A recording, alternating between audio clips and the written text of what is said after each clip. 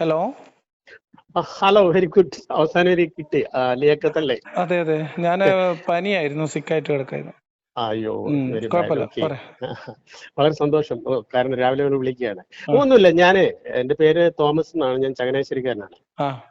അപ്പൊ ഞാൻ വിശ്വാസിയൊന്നും അല്ല. ഞാൻ ഉം. പക്ഷേ എത്തിസത്തിലേക്ക് ആയിട്ടില്ല. ഞാൻ ഒരു എഗ്നോസ്റ്റ് ആണ്. അതായത് അറിയാലോ. ഉം. ബട്ട് മോർ ടുവേഴ്സ് എത്തീസം, അങ്ങനെ ഒരു സ്റ്റേജിൽ നിൽക്കുകയാണ്. എനിക്കൊന്ന് ഒന്ന് രണ്ട് കാര്യങ്ങൾ ഒന്ന് ചെറുതായിട്ട് ഡിസ്കസ് ചെയ്ത് കൊള്ളാമെന്നുണ്ട്. ആയിക്കോട്ടെ അല്ലേ?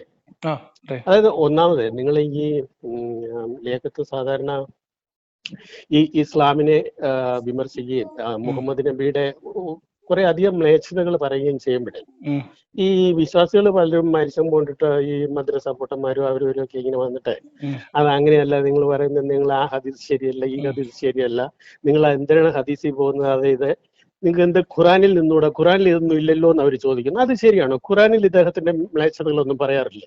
ഖുറാനിൽ അതിനകത്ത് അങ്ങനെ മുഹമ്മദിന്റേതായ കാര്യങ്ങളൊന്നും അതിനകത്തില്ല. ഓ, അത് ശരി. അപ്പൊ അവർ പറയുന്നതിൽ ഒരു ചെറിയ കഥയുണ്ട് അല്ലേ?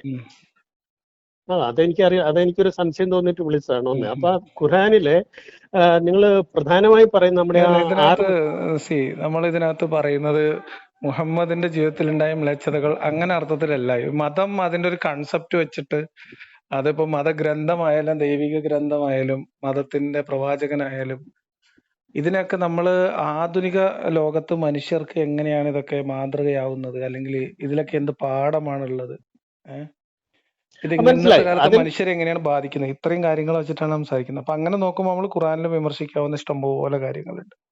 അത് ശരി, അതെനിക്ക് മനസ്സിലാവുന്നു. അതിപ്പോ നമ്മൾ ഈ ബൈബിൾ എടുത്താൽ എത്രയും വൃത്തികെട്ട ഒരു ഗ്രന്ഥമാണ് ഈ പഴയ നിയമം എന്ന് പറയുന്ന സാധനം. പുതിയ നിയമത്തിൽ മാത്രം യേശു ക്രിസ്തുവിന്റെ കുറച്ച് കാര്യങ്ങൾ, അത് നമുക്ക് പിന്നീട് സംസാരിക്കാം. ആയിക്കോട്ടെ. അപ്പം പക്ഷെ ഞാൻ ഒരു പ്രത്യേകമായിട്ട് ഒരു 3-4 കാര്യങ്ങൾ ചോദിക്കണം. അദ്ദേഹത്തിന്റെ ഈ മുഹമ്മദിന്റെ കാര്യം പറയുമ്പോൾ അതിന്റെ 6 വയസ്സിലെ കല്യാണവും അതുപോലെ മാര്യത്തിൽ കുബുത്തിയുമായിട്ടുള്ള പിന്നെ ആ വ്യഭിചാരം എന്ന് അതിനെ പറയാമല്ലോ അല്ലേ? നിങ്ങളുടെ മനസാക്ഷിക്ക് അനുസരിച്ച് പറയാം. നമുക്ക് അതിനകത്ത് അല്ല, അങ്ങനെ പറയാം. കാരണം ഭാര്യ അല്ലാത്ത ഒരുത്തിയെ ഭാര്യ പറഞ്ഞു വിട്ടിട്ട് ബന്ധപ്പെടുക എന്നൊക്കെ പറയുന്നത് അബ്രഹാമും അത് തന്നെയല്ലേ ചെയ്തത്? യെസ്. ആ കാലഘട്ടത്തിലെ കഥയിൽ അത് അങ്ങനെയാണ്. പക്ഷേ അല്ല, ഞാൻ പറഞ്ഞ എന്റെ രീതി ഇതല്ല. അതായത് ഒരു കാലഘട്ടത്തില് അത് ആ കാലഘട്ടത്തിന്റെ സംസ്കാരമായിട്ട് അങ്ങനെ പലതും ഉണ്ടായിട്ടുണ്ട്. അപ്പൊ അതിനെ നമ്മൾ ഇന്നത്തെ താരതമ്യം ചെയ്തിട്ട് മോശം വാക്കുകൾ പ്രയോഗിക്കുക എന്നുള്ളതിനപ്പുറത്തേക്ക് ഇതൊന്നും ലോകത്ത് ഇതൊക്കെ പലതും അങ്ങനെ ഉണ്ടായിട്ടുണ്ട്. അതിലൊന്നും മാത്രമാണ് മുഹമ്മദിന്റെ കഥ. അത്രേ ഉള്ളൂ നമ്മുടെ പോയിന്റ്. ഇത് ഭയങ്കര യുണീക്ക് ആയിട്ടുള്ള എന്തോ നന്മയുടെ നിറകുടമാണ് എന്ന് പറയുമ്പോൾ മാത്രമാണ് അങ്ങനെ അത് പറയുന്നിടത്താണ് നമ്മളിത് പറയുന്നത് പോലും. അത് തന്നെയാണ് ഞാനും പറഞ്ഞു വരുന്നത്. അല്ലാതെ എനിക്കും വേറെ വിഷയമില്ല. ഇദ്ദേഹം മാനവർക്കാകമാനുള്ള ഒരു എന്താ പറയാ, മാനവർക്കാകെ മാതൃകയായിട്ട് ഇന്ന് വരെ ഒരു മനുഷ്യനും ഉണ്ടായിട്ടില്ലെങ്കിൽ ഉണ്ടാവാൻ പോകുന്നില്ല. അതാണ് അതിന്റെ കാര്യം. അതും ബോധ്യപ്പെടുക എന്നുള്ളത് മാത്രമേ ഉള്ളൂ. അതെ, അത് തീർച്ചയായിട്ടും ശരിയാണ്. അതിനകത്ത് സംശയമില്ല. അപ്പൊ ഞാൻ ചോദിക്കുന്നത്, ഈ 6 വയസ്സുള്ള അതെന്തെങ്കിലും ആയിക്കോട്ടെ, ആ കാലഘട്ടത്തിൽ ഈ 6 വയസ്സുള്ള കുട്ടിയുമായിട്ടുള്ള പിന്നെ 9 വയസ്സിൽ ബന്ധപ്പെട്ടതും മാര്യത്തിൽ കുബത്തിയുടെ കാര്യവും അതുപോലെ നമ്മുടെ ആ ദത്തുപുത്രന്റെ ഭാര്യയെ വിവാഹം കഴിച്ചതും പിന്നെ അദ്ദേഹത്തിന്റെ യുദ്ധങ്ങൾ, അദ്ദേഹം ഒരുപാട് യുദ്ധങ്ങളൊക്കെ ചെയ്തിട്ടുണ്ട്. ഇതൊക്കെ ഈ പറഞ്ഞ മാതിരി എന്താ പറയുന്ന ഒരു പ്രവാചകൻ അല്ലെങ്കിൽ ദൈവത്തിന്റെ ആളിന് ഒരു കാരണവശാലും പറയാത്ത കാര്യങ്ങളാണ്. അവിടെ അദ്ദേഹത്തിന്റെ പ്രവാചകത്വം തള്ളി പോവുകയാണ്. നമുക്ക് യേശു ക്രിസ്തുവിലേക്ക് വരാം, അദ്ദേഹത്തിന്റെ കാര്യവും ഞാൻ പറയാം. അതല്ലേ ശരി? അപ്പൊ ഖുറാനിൽ ഈ വക കാര്യങ്ങളെല്ലാം ഉണ്ടോ? ഈ 6 വയസ്സിലെ കാര്യങ്ങൾ, ആ മാര്യത്തിൽ കുബത്തിയുടെ കാര്യവും കുറച്ചുകൂടി നിങ്ങൾ ഒന്ന് ഷോർട്ടാക്കിയിട്ട് നിങ്ങളുടെ പോയിന്റിലേക്ക് വരുമോ? ഇതൊക്കെ നമ്മൾ നിരന്തരമായിട്ട് പറഞ്ഞുകൊണ്ടിരിക്കുന്ന കാര്യങ്ങളല്ലേ? അല്ലല്ല, ഇത് ഖുറാനിലുണ്ടോ എന്നാണ് ഞാൻ ചോദിക്കുന്നത്. ഹദീസുകളിലും ഇതിലൊക്കെ ഉണ്ടോ? ഖുറാനിൽ ഈ കാര്യങ്ങളുണ്ടോ? കാരണം എനിക്ക് ഈ വിശ്വാസികളുടെ ഭാഗം ശരിയാണോ എന്ന് അറിയാനാണ്. ഇപ്പൊ നിങ്ങൾക്ക് ബൈബിൾ ആയാലും ഖുറാൻ ആയാലും വേദഗ്രന്ഥം, മതം എന്ന് പറയുന്നത് കേവലമായിട്ടുള്ള ഏതെങ്കിലും ഒരു വേദഗ്രന്ഥം മാത്രമല്ലല്ലോ. മതം എന്ന് പറയുന്നത് അതിനകത്ത് കുറെ കസ്റ്റംസ് ഉണ്ടാവും, കുറെ ചരിത്ര കഥകൾ ഉണ്ടാവും, കുറെ പുരാണ കഥകൾ ഉണ്ടാവും. ഇപ്പൊ ക്രിസ്ത്യാനിറ്റി ആണെങ്കിൽ കുറെ പഴങ്കഥ, മീൻസ് കുറെ നമ്മൾ എന്തൊക്കെ പറഞ്ഞാലും പഴയ നിയമം പൂർണ്ണമായിട്ട് തള്ളിയിട്ട് ബൈബിളിന് നിലനിൽപ്പില്ലല്ലോ. അപ്പൊ പഴയ നിയമം ഉണ്ടാവും, പുതിയ നിയമം ഉണ്ടാവും, പിന്നെ ഗോസ്പൽസിൽ വേറെ ആളുകളുടെ അതിന്റെ വ്യാഖ്യാനങ്ങൾ ഉണ്ടാവും. നമ്മൾ മതത്തിനെ ആ രീതിയിലാണ് പരിഗണിക്കുന്നത്. അപ്പൊ മുഹമ്മദിന്റെ ഈ കഥകളൊക്കെ നമ്മൾ പലതവണ ഈ ഓരോ കാര്യങ്ങളും വിമർശിക്കുകയും ആ വിമർശനത്തിന്റെ ഇന്നത്തെ സാമൂഹ്യ പ്രസക്തി പറയുകയും ചെയ്തിട്ടുണ്ട് ഞാൻ. ലിയാഖത്തെ, ഉം. അതൊക്കെ ശരിയാണ്. ഞാൻ താങ്കളുടെ ഒരുപാട് കാര്യങ്ങൾ കേട്ടിട്ടുണ്ട്. വളരെ പിന്നെ ലോജിക്കലായിട്ട് പറയുന്ന ഒരാളായിട്ട് തന്നെയാണ് നിങ്ങളെ ഞാൻ ചിത്രീകരിച്ചിരിക്കുന്നത്. ഉം. അതുകൊണ്ട് തന്നെയാണ് നിങ്ങളെ വിളിക്കുന്നത്. ഞാൻ ആരിഫിനെയും വിളിക്കുന്നുണ്ട്. ഉം. പക്ഷേ ഞാനൊരു കാര്യം ചോദിക്കുന്നത്, എനിക്ക് ഉം. ഈ പിന്നെ ഇസ്ലാമിനെ അടച്ച് കുറ്റം പറയാനോ അല്ലെ ക്രിസ്ത്യാനിറ്റി ആണ് വലിയ ഇല്ല. Christianity also is bad. I will tell you later. ഉം. ഓക്കെ, അങ്ങനെ ഒരു വ്യക്തിയായിട്ട് കൂട്ടരുത്. കാരണം ഞാൻ അല്ല, വിശ്വാസമേ ഞാൻ ഇല്ല. പറഞ്ഞത് നമ്മൾ ഇത് ഇപ്പൊ ഈ വിഷയങ്ങളൊക്കെ നിരന്തരം സംസാരിക്കുന്ന ഒരാളാണല്ലോ. അപ്പൊ പിന്നെ നമ്മളത് ഖുറാനിൽ മാത്രമാണോ ഹദീസിൽ മാത്രമാണോ എന്നുള്ളതിന് പ്രസക്തിയില്ല. കാരണം ഇസ്ലാം എന്ന് പറയുന്നത്, ഇസ്ലാം മത വിശ്വാസം അനുസരിച്ച് ഇസ്ലാം എന്ന് പറയുന്നത്, അല്ലെങ്കിൽ മുഹമ്മദിന്റെ ജീവിതം എന്ന് പറഞ്ഞാൽ കേവലമായ ഖുറാനല്ല. ഖുർആനും ഹദീസും അതിന്റെ വിശദീകരണങ്ങളും ഒക്കെ ഉൾപ്പെടുന്നതാണ് മതം. മതത്തിലെ യെസ്, നിയമങ്ങളും അങ്ങനെയാണ്. യെസ്.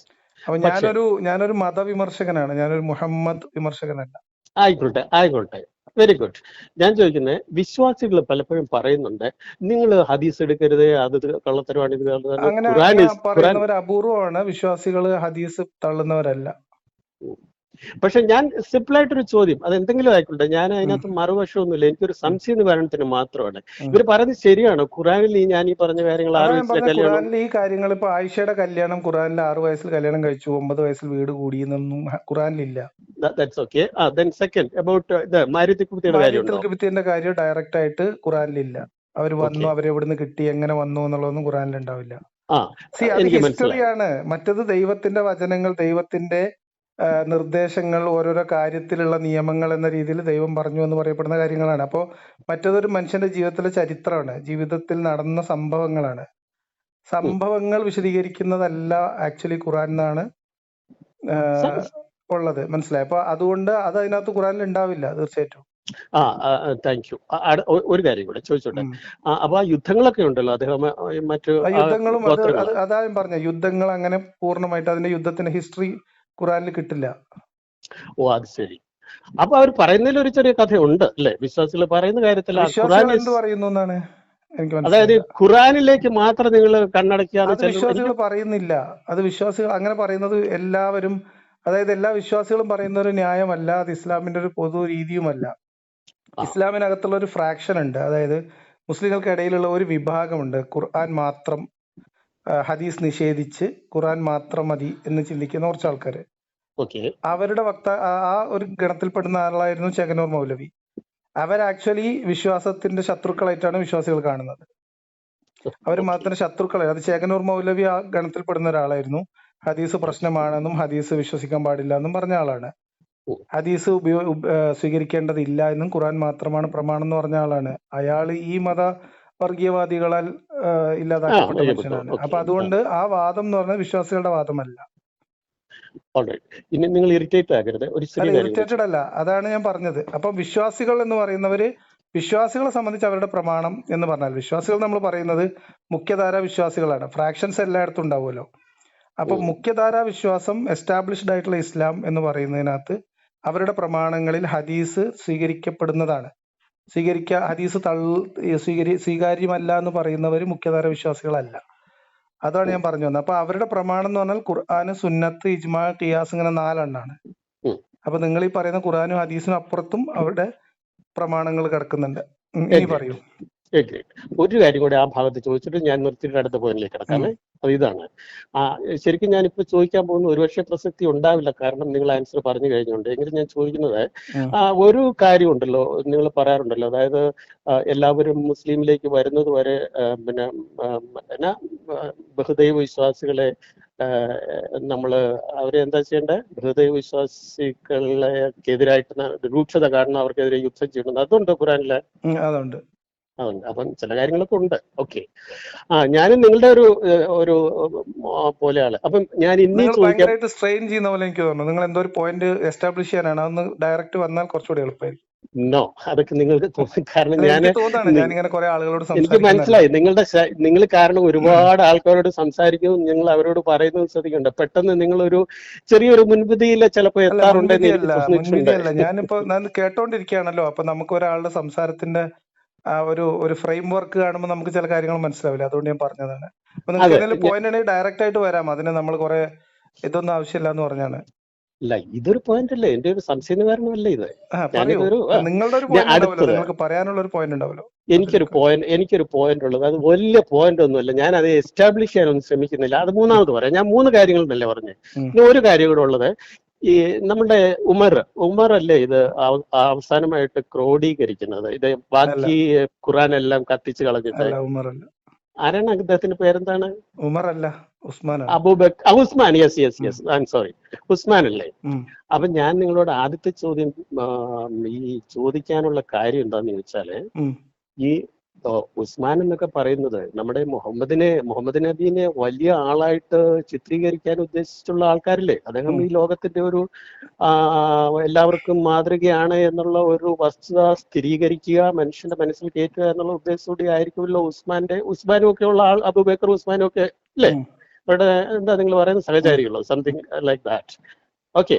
അപ്പം അവരിത് ക്രോഡീകരിക്കും, ബാക്കിയെല്ലാം കത്തിച്ചു കളയുമ്പോൾ അവര് മുഹമ്മദിനോട് സ്നേഹമുള്ളവരാണെങ്കിൽ, അല്ലെങ്കിൽ അദ്ദേഹത്തിനെ എപ്പോഴും ഉയർത്തി കാട്ടാനുള്ള ആഗ്രഹക്കാരായതുകൊണ്ട് അവർക്ക് ഒരു കാര്യം ചെയ്യാമായിരുന്നു. കാരണം അദ്ദേഹത്തിന്റെ മോശമായ കാര്യങ്ങൾ, അതായത് മ്ലേച്ഛതകളല്ല ഈ ഖുറാനിൽ നിന്നും അവർക്ക് അടർത്തി കളഞ്ഞിട്ട്, ഏതായാലും ഒരു മറ്റെല്ലാം കത്തിച്ചു അടർത്തി കളഞ്ഞിട്ട് അതിനെ വളരെ വളരെ നന്നായി അവർക്ക് ചിത്രീകരിക്കാമായിരുന്നല്ലോ. എന്താ അവരത് ചെയ്യാഞ്ഞേ? പറയാം. അത് അവർ ചെയ്തത് 2025-ലല്ലോ. മനസ്സിലായി. എനിക്ക് മനസ്സിലായി, നിങ്ങളെ പോയിന്റ് മനസ്സിലായി. കാരണം അന്ന് ഇതൊക്കെ ശരിയാണ് എന്നുള്ളത് അവർ വിശ്വസിച്ചിരുന്നു എന്നുള്ളത് അല്ലേ? അന്നത്തെ കാലഘട്ടത്തിൽ മുഹമ്മദ് നബി ഇത്ര മോശമായിട്ട് നമ്മൾ ഇന്ന് കാണുന്ന കാര്യങ്ങൾ മോശമല്ല, അവർക്കറിയില്ലായിരുന്നു എന്നൊരു ധാരണയോ, മോശമായിട്ട് പിന്നീട് ചിത്രീകരിക്കപ്പെടും, ചർച്ച ചെയ്യപ്പെടും എന്നുള്ളൊരു ബോധം ഉണ്ടായിരുന്നെങ്കിൽ മുഹമ്മദ് നബിക്ക് തന്നെ ജീവിതത്തിൽ അത് ഇല്ലാതെ ചെയ്യാമായിരുന്നല്ലോ. മുഹമ്മദിന്റെ ജീവിതത്തിൽ സംഭവിച്ചു എന്ന് പറയുന്നത് അന്നത്തെ കാലത്തെ മനുഷ്യരെ സംബന്ധിച്ച്, പ്രത്യേകിച്ച് ഇത്തരം ഗോത്ര സംസ്കാരങ്ങളിൽ വലിയ വീരശൂര പരാക്രമി എന്ന രീതിയിലുള്ള ഭയങ്കര ഹീറോയിസം ആയിട്ടായിരിക്കും അവർ കണ്ടിട്ടുണ്ടാവുക. പക്ഷേ പിന്നെ ലിയാഖത്തെ, അവിടെ ഒരു പ്രശ്നമുണ്ട്. ഈ എന്ത് ഹീറോയിസം ആണ് എന്ന് പറഞ്ഞു കഴിഞ്ഞാൽ, അന്നത്തെ കാലത്തെ നമ്മൾ കാണുന്നു, അദ്ദേഹം ഒരു പ്രവാചകനാണെന്നും പറഞ്ഞു വന്ന മനുഷ്യനാണ്. അദ്ദേഹം ഒരു റിഫർമേഷൻ. നോക്കൂ, നമ്മളെ സംബന്ധിച്ച് നമ്മൾ ചിന്തിക്കുമ്പോഴാണ് നമുക്കിത് പ്രശ്നമായിട്ട് തോന്നുന്നത്. ഉസ്മാൻ എന്തുകൊണ്ട് അത് ഒഴിവാക്കിയില്ല എന്ന് വെച്ചാൽ, ഉസ്മാൻ എന്തൊക്കെ ഒഴിവാക്കിയില്ല എന്നുള്ള വേറെ ചർച്ചയാണ്. ഉസ്മാന് എന്തെങ്കിലും ഒഴിവാക്കിയിട്ടുണ്ടോ ഇല്ലേ എന്നുള്ളതൊക്കെ വിശ്വാസികൾ വേറെ തർക്കിക്കേണ്ട വിഷയമാണ്. ഞാൻ പറയുന്നത് വെച്ചാൽ, ആ കാലഘട്ടത്തിൽ ഇപ്പൊ ഞാൻ ഒരു ഉദാഹരണം പറഞ്ഞുതരാം. നമ്മുടെ ഇന്ത്യ രാജ്യത്ത് നരേന്ദ്രമോദിയും അമിത്ഷാ തുടങ്ങിയിട്ടുള്ള കൂട്ടുകെട്ട് ഇവിടെ നടപ്പിലാക്കിക്കൊണ്ടിരിക്കുന്ന പല നിയമങ്ങളും പ്രഥമ ദൃഷ്ട്യാ മുസ്ലിം വിരുദ്ധമാണ് നമുക്ക് മനസ്സിലാവും. മുസ്ലിം വിരുദ്ധം മാത്രമല്ല ലിയാഖത്തെ, അവര് ഈ പറയുന്ന മാതിരി എന്താ പറയാ, ഞാൻ പറയട്ടെ. പക്ഷെ ഇവരുടെ അണികൾ, അല്ലെങ്കിൽ ഇവരുടെ അനുയായികൾ, അല്ലെങ്കിൽ ഇവരുടെ ആ ഒരു പാർട്ടിയുടെ അല്ലെങ്കിൽ ആ ഒരു പ്രത്യയശാസ്ത്രത്തിന്റെ വക്താക്കൾ ഇവരെ ഹീറോ ആയിട്ടാണ് കാണുന്നത്. തീർച്ചയായും. അറ്റ് ദ സെയിം ടൈം അതേ സംഭവം നിങ്ങൾ ഒരു 6-ാം നൂറ്റാണ്ടിലെ മനുഷ്യന്റെ അറിവ് വെച്ചിട്ടൊന്ന് കമ്പയർ ചെയ്ത് നോക്കൂ. അപ്പൊ അതിനകത്ത് ഒരു അത്ഭുതം ഇല്ലാന്ന്. ഇപ്പൊ മുഹമ്മദ് നബി യുദ്ധം ചെയ്തു, നിങ്ങൾ അവരോട് രൂക്ഷത കണ്ടെത്തണം, നമ്മൾ അവരെ കണ്ടെത്തിയെടുത്ത് വെച്ച് കൊന്നുകളയണം എന്നൊക്കെ മുഹമ്മദ് പറഞ്ഞത് എഴുതി വെക്കാൻ അവർക്കൊരു ഒരു പ്രശ്നം ഉണ്ടാവില്ല. കാരണം അത് അന്നത്തെ അവരുടെ വീരകൃത്യമായിട്ടാണ് കാണുന്നത്. അവരുടെ പ്രദേശം ശുദ്ധീകരിക്കുകയാണല്ലോ. മനസ്സിലായി. ഒരു കാര്യം അവിടെ എനിക്ക് പറയാനുള്ളത്, പക്ഷെ അതിന് നിങ്ങൾ ആൻസർ പറഞ്ഞു കഴിഞ്ഞു എന്നാണ് എനിക്ക് തോന്നിയെങ്കിലും നിങ്ങൾക്ക് അത് ഒന്നുകൂടി ഒന്ന് ക്ലാരിഫൈ ചെയ്യാം. കാരണം എന്താണെന്ന് വെച്ചാൽ, ഈ ഒരു കാര്യം അവിടെ വളരെ വ്യക്തമാണ്. കാരണം നമ്മുടെ ആ മാരിറ്റൽ കുബുദ്ധിയുടെ കാര്യത്തില് അന്നത്തെ കാലത്തും അത് വ്യഭിചാരമായിരുന്നല്ലോ അല്ലേ? ഭാര്യയെ പറഞ്ഞു വിട്ടിട്ട് മറ്റൊരു സ്ത്രീയുമായി ബന്ധപ്പെടുക എന്ന് പറയുന്ന അന്നത്തെ കാലത്തും അത് ശരിയായ ഒരു കാര്യമായിരുന്നില്ലല്ലോ. അല്ല, അന്നത്തെ കാലത്ത് അവിടെയുള്ള ആളുകള് അടിമ സ്ത്രീകളുമായിട്ട് ബന്ധപ്പെടാം എന്ന ഒരു രീതി ശാസ്ത്രത്തിലുള്ളവരായിരുന്നിരിക്കും. നമുക്കത് മാത്രമല്ല, നമുക്കിപ്പോ ഒരു ഭാര്യ ഉണ്ടായിരിക്കുക, വേറൊരു സ്ത്രീനെ സ്വീകരിക്കുന്നത് തന്നെ പ്രശ്നമല്ലേ? അല്ല, അന്നത്തെ കാലത്ത് അത് അനുവദനീയം ആയിരുന്നു എങ്കിൽ, താങ്കൾ പറഞ്ഞതുപോലെ, അതായത് അടിമകളെ ഭോഗിക്കുക എന്നുള്ളത് അനുവദനീയം ആയിരുന്നു എങ്കിൽ, ഈ ഭാര്യയെ പറഞ്ഞു വിട്ടിട്ട്, എന്താ സഫിയോ അവരുടെ പേരെന്താ, ഹക്സൻ, അവരെ പറഞ്ഞു വിട്ടിട്ട് ഇത് ചെയ്തതിന് ശേഷം അവർ തിരിച്ചു വരുമ്പോൾ she was shocked and she was angry at him. So ആ സ്ത്രീയെ ആ കാലത്ത് അത് അനുവദനീയമാണല്ലോ എന്ന് ചിന്തിക്കുന്ന ഒരു സ്ത്രീ ആയിരുന്നെങ്കിൽ അവർക്ക് മിണ്ടാതിരിക്കാമായിരുന്നു അല്ലേ? അതിൽ അത് കാര്യമില്ല. അതിപ്പോ ശരിയല്ലേ? സ്ത്രീകളുടെ മാനസികാവസ്ഥയും സ്ത്രീകളുടെ കഥയൊക്കെ എല്ലാ കാലത്തും ഒരുപോലെ തന്നെ ആയിരിക്കും. ജഗത്തെ പുരുഷന്മാരായുള്ള അത് വൃത്തികേട് അത്ര കാണിച്ചിരുന്നോ ശരിയല്ല. എന്നുള്ളത് അല്ല. ജഗത്തെ നിങ്ങളെ അത് അത്ര അല്ല, ശരിയല്ല. എന്നെ സംബന്ധിച്ച് എനിക്ക് ആ പോയിന്റിൽ എന്താണുള്ളത് എനിക്ക് മനസ്സിലായില്ല. നിങ്ങൾ എന്താ ഞാൻ ഉദ്ദേശിക്കുന്നത് പറഞ്ഞല്ലോ, മനസ്സിലായില്ല. ഉദ്ദേശിക്കുന്നത് ഇത്രയേ ഉള്ളൂ. നിങ്ങൾ പറഞ്ഞു അന്നത്തെ കാലത്ത് ഇതൊക്കെ അനുവദനീയമായിരുന്നു. ഉം. അനുവദനീയമായിരുന്നുവെങ്കിൽ തീർച്ചയായും പുരുഷന്മാരെക്കാൾ കൂടുതലും അത് അംഗീകരിക്കുന്നത് അന്നത്തെ സ്ത്രീകളായിരിക്കും. പുരുഷന്മാരെക്കാൾ അത് കൂടുതൽ നമ്മളുടെ അസംഷൻ അല്ലേ? There is something wrong Liaquat ആ കാര്യത്തിൽ. എനിക്ക് അത് അല്ലല്ല, ഞാൻ ലിയാഖത്തിനോട് അത് ചോദിക്കുന്നത് ഒരു ഒരു ഒരു സമൂഹത്തില്, ഒരു സൊസൈറ്റിയില്, പുരുഷാധിപത്യ സൊസൈറ്റിയില് അല്ലെങ്കിൽ പുരുഷന്മാരുടെ മേധാവിത്വമുള്ള സൊസൈറ്റിയിൽ സ്ത്രീകൾ അവരുടെ ഒരു കഷ്ടം ഉണ്ടായിരുന്നു, അത് സ്ത്രീകൾക്ക് മനപ്രയാസം ഉണ്ടാക്കുന്നതായിരുന്നു എങ്കിൽ പോലും അത് ആ സ്ത്രീകൾ അത് പുരുഷന്മാരെക്കാൾ കൂടുതൽ അംഗീകരിക്കുന്നവരായിരിക്കും എന്നുള്ളത് it's A wrong yes, assumption എന്നാണ് ഞാൻ പറയുന്നത്. ഇന്നത്തെ കാലത്തും അത് തന്നെയാണ്. അല്ല, സ്ത്രീകളാണ് അതൊരു റോങ് അസംഷൻ ആണെന്ന്. ആ ഇപ്പൊ നമ്മുടെ നാട്ടിൽ ഞാൻ ഉദാഹരണം പറഞ്ഞുതരാം. ഇസ്ലാമില് ഉം, മുസ്ലിം ഉം, സ്ത്രീകളെ സംബന്ധിച്ച് ഭർത്താക്കന്മാര് 4 കല്യാണം കഴിക്കുക എന്ന് പറയുന്നത് അനുവദനീയമായിട്ടുള്ള കാര്യമാണ്, ദൈവം അനുവദിച്ചിട്ടുള്ള കാര്യമാണ്. ഉം, പക്ഷെ നിങ്ങൾ മുസ്ലിം കുടുംബങ്ങളിൽ പോയിട്ട് അന്വേഷിക്കുക. ഉം. രണ്ടാമത് ഇപ്പൊ നിങ്ങളൊരു ക്രിസ്ത്യൻ ബാക്ക്ഗ്രൗണ്ട് എന്നുള്ളതുകൊണ്ടാണെങ്കിൽ വലിയ താഴ്വക്കാരൊക്കെ ഉണ്ടല്ലോ ഈ ഇസ്ലാമിക് പക്ഷത്ത്, ക്രിസ്ത്യാനിറ്റിനോടൊക്കെ ഞാൻ നിരന്തരമായിട്ട്. ക്രിസ്ത്യൻ ബാക്ക്ഗ്രൗണ്ട് ആണല്ലേ, എന്നെ നിങ്ങളൊരു അല്ലല്ല, ക്രിസ്ത്യാനിറ്റി ഞാൻ കൂട്ടണം. ഞാൻ ക്രിസ്ത്യൻ ആദ്യം ബാക്ക്ഗ്രൗണ്ട് പറഞ്ഞിരുന്നു കേട്ടോ. എന്നുള്ളത് കൊണ്ടാണ് ഞാൻ പറഞ്ഞത്. ക്രിസ്ത്യൻ ഉം, ബാക്ക്ഗ്രൗണ്ടിലുള്ളപ്പോ ഈ ഉം. ക്രിസ്ത്യാനിറ്റിയുമായിട്ട് ഭയങ്കരമായിട്ടുള്ള സംവാദങ്ങളും അങ്ങനെയുള്ള കാര്യങ്ങളൊക്കെ ആക്ടിവിറ്റി നടത്തിക്കൊണ്ടിരുന്ന ചില മുസ്ലിം ദാവക്കാരുണ്ട്. ഓക്കെ. അവരിൽ പലരും രണ്ടാമത് കല്യാണം കഴിച്ചവരാണ്.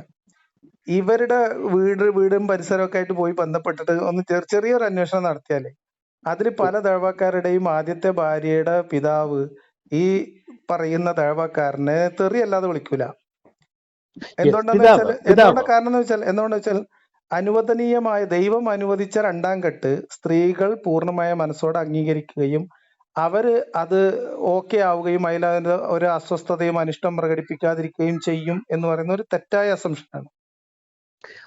അത് ഇന്നത്തെ കാലത്ത് സ്ത്രീകൾ കുറച്ച് ചിന്തിക്കാൻ തുടങ്ങിയത് കൊണ്ട് അത് ഇന്നത്തെ നമുക്ക് വേണേൽ അങ്ങനെയല്ല, അത് പറയാം. അങ്ങനെയൊന്നും അല്ല. അത് അതായത് പുരുഷന്മാർക്ക് അനുവദിച്ചിട്ടുള്ള ഒരു നിയമം തന്നെയാണ്, അത് ശരിയാണ് ഇസ്ലാമില്.